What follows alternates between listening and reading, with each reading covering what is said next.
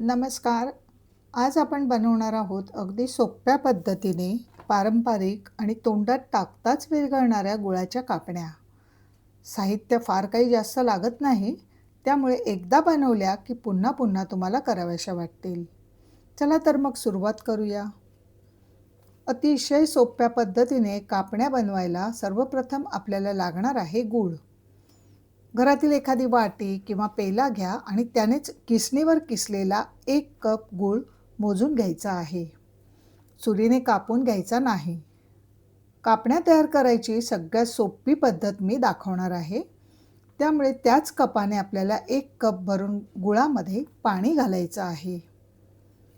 बहुतेकदा कापण्या करताना गूळ हा गॅसवर गरम करून विरघळवून तो थंड केला जातो. आपण येथे फक्त किसून घ्यायचं आहे, त्यामुळे आपला बराचसा वेळ वाचेल. किसलेल्या गुळामध्ये पाणी घालून चमच्याने आपल्याला मिक्स करून घ्यायचं आहे. काही सेकंदातच हा गूळ विरघळला आहे. आता हे गुळाचं पाणी गाळून घेणार आहे, त्यामुळे गुळामध्ये कचरा असतो तो बाजूला होईल. आता गुळाचे हे पाणी थोडा वेळ बाजूला ठेवूया. आपण ज्या कपाने पाणी आणि गूळ घेतलं होतं, अगदी त्याच कपाने आपल्याला 2 कप एवढं गव्हाचं पीठ घ्यायचं आहे. जे पीठ रोज आपण चपातीला वापरतो ना, तेच पीठ इथे घ्यायचं आहे. आता या कापण्या खुसखुशीत होण्यासाठी आपल्याला 2 चमचे रवा घालायचा आहे. शक्यतो रवा बारीकच घ्या. रवा घातल्यामुळे कापण्या अतिशय खुसखुशीत होतात, अजिबात वातड किंवा मऊ पडत नाहीत.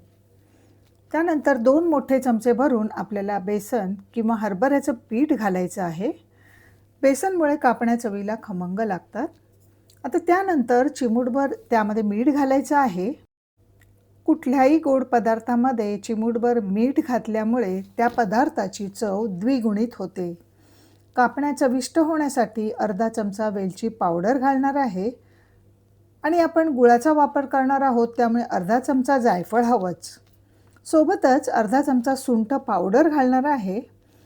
या ठिकाणी तुम्हाला बडीशेप आवडत असेल तर अर्धा चमचा बडीशेपची पूड घाला. आता सर्व जिन्नस छान एकजीव करून घ्यायचे.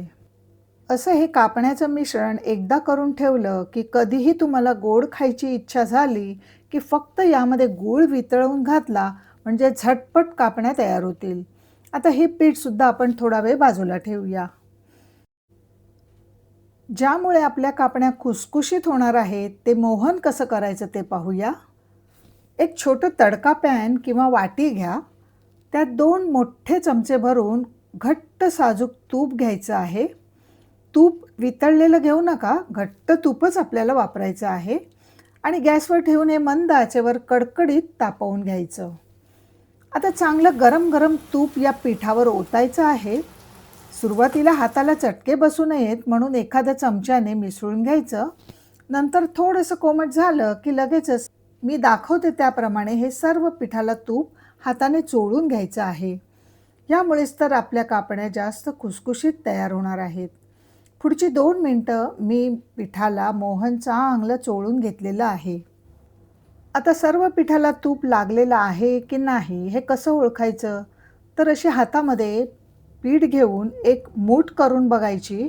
पिठाचा असा गोळा तयार होतो आणि दाबला की लगेचच फुटला जातो.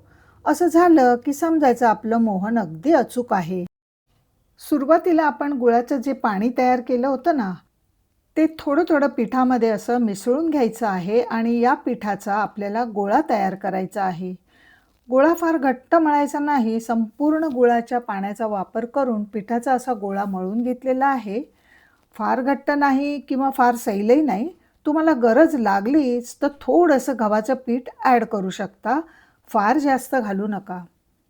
आता 10 ते 15 मिनिटं आपण पिठाला झाकून ठेवणार आहे, म्हणजे पिठामध्ये आपण जो रवा घातलेला आहे त्यामुळे पीठ छान फुलून येईल.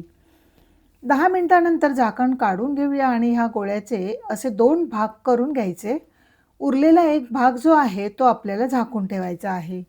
तर दुसरा भाग आहे त्याची मी चपाती लाटून घेणार आहे. पिठाचा हा गोळा थोडासा मळून घ्यायचा आहे म्हणजे तो मऊ होईल. आता लाटण्याने हा गोळा आपल्याला लाटून घ्यायचा आहे. सर्व पिठाला मोहन व्यवस्थित लागलेलं असल्यामुळे इथे आपल्याला तेल किंवा पीठ काहीही लावायची गरज नाही. व्यवस्थित चपाती आपल्याला लाटता येते. फार जास्त पातळ किंवा जाडसुद्धा ठेवायची नाही.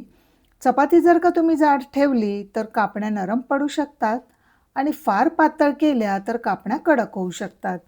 इथे मी थोडीशी चपाती लाटून घेतली आहे. आता यावर आपल्याला सफेद तीळ किंवा तुमच्याजवळ खसखस असेल तर ती लावून घ्यायची आहे. संपूर्ण चपातीवर तीळ असे पसरवून घ्यायचे आणि पुन्हा एकदा लाटण्याने लाटून घ्यायची आहे.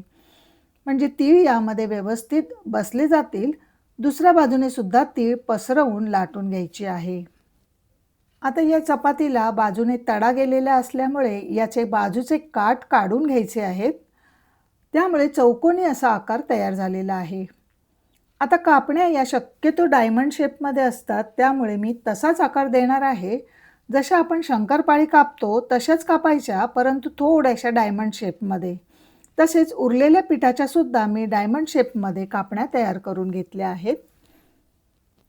आता लगेचच कापण्या तळून घेऊया. एकीकडे तेल मी कढईमध्ये मध्यम आचेवर गरम करून घेतलं आहे. तेल व्यवस्थित तापलेलं आहे की नाही हे कसं ओळखायचं?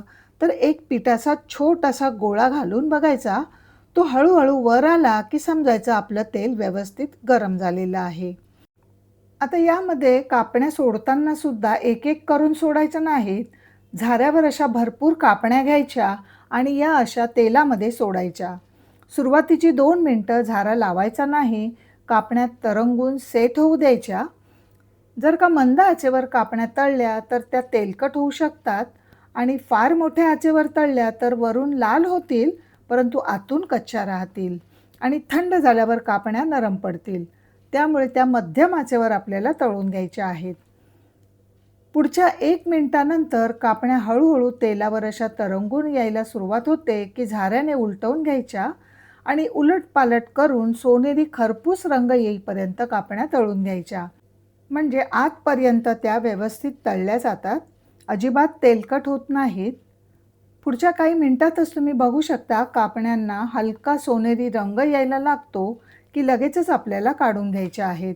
कारण कापण्या जरी आपण काढून घेतल्या तरी गरम असल्यामुळे तेलाबाहेरसुद्धा कुकिंग प्रोसेस चालू असते, त्यामुळे थोड्याच वेळात गडद रंग येऊ लागतो.